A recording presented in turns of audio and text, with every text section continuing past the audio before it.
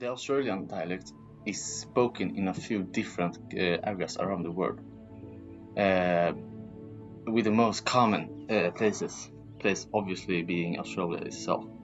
But since the Aussie dialect is originated from British and Irish English, it's also common to hear it being spoken in parts of the UK as well, more specifically southern England and random parts of Ireland.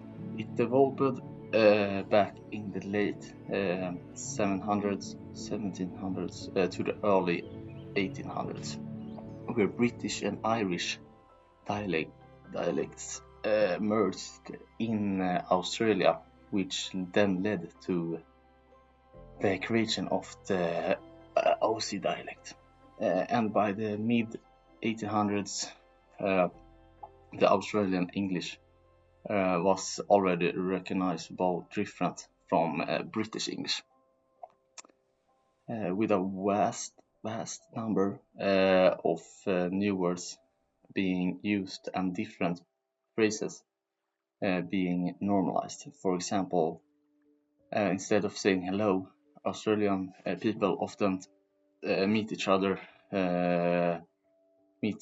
with good day.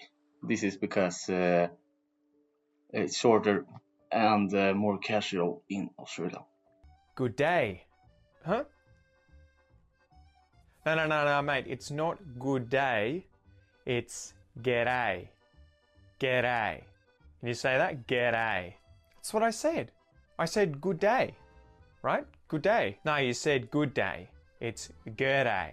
We never say good day. Another example is that Australian people don't say everything will be alright. They instead settle for she be right, using the pronoun she to describe a state of something or someone.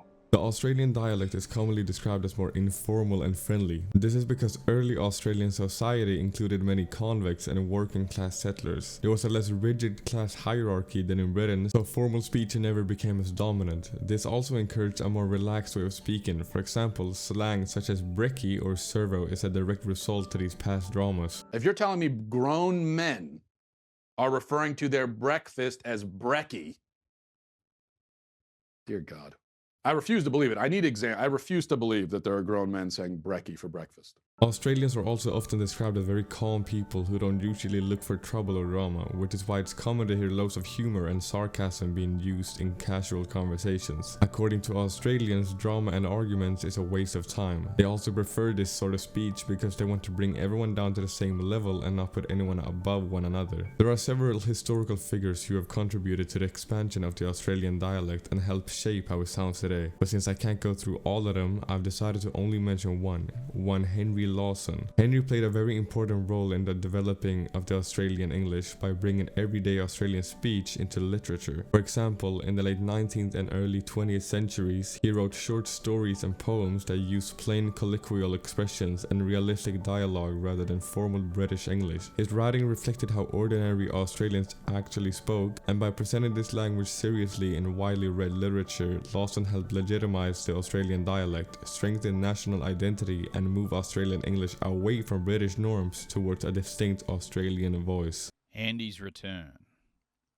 With pannikins all rusty and Billy burnt and black, and clothes all torn and dusty that scarcely hide his back, with sun-cracked saddle leather and knotted green-hide rein, and face burnt brown with weather, our Andy's home again. His unkempt hair is faded, with sleeping in the wet. He's looking old and jaded, but he is hearty yet. With eyes sunk in their sockets, but merry as of yore, with big cheques in his pockets, our Andy's home once more. Old uncle's bright and cheerful, he wears a smiling face, and auntie's never tearful, now Andy's round the place. Old Blucher barks for gladness, he broke his rusty chain, and leapt in joyous madness when Andy came again.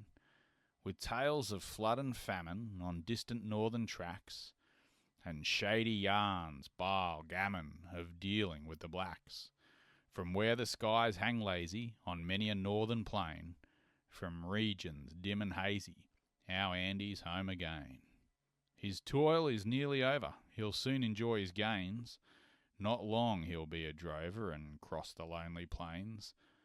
We'll happy be forever when he'll no longer roam, but by some deep cool river will make us all a home.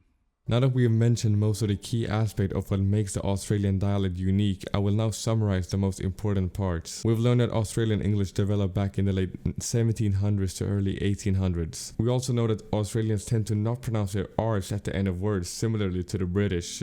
For example, instead of saying car, they would say caw. We've also learned that they have a very casual and friendly speech compared to the very formal British English. And lastly, we know that Australians have a kind of rhythmic accent where they usually stretch their vowels, which makes them sound more relaxed.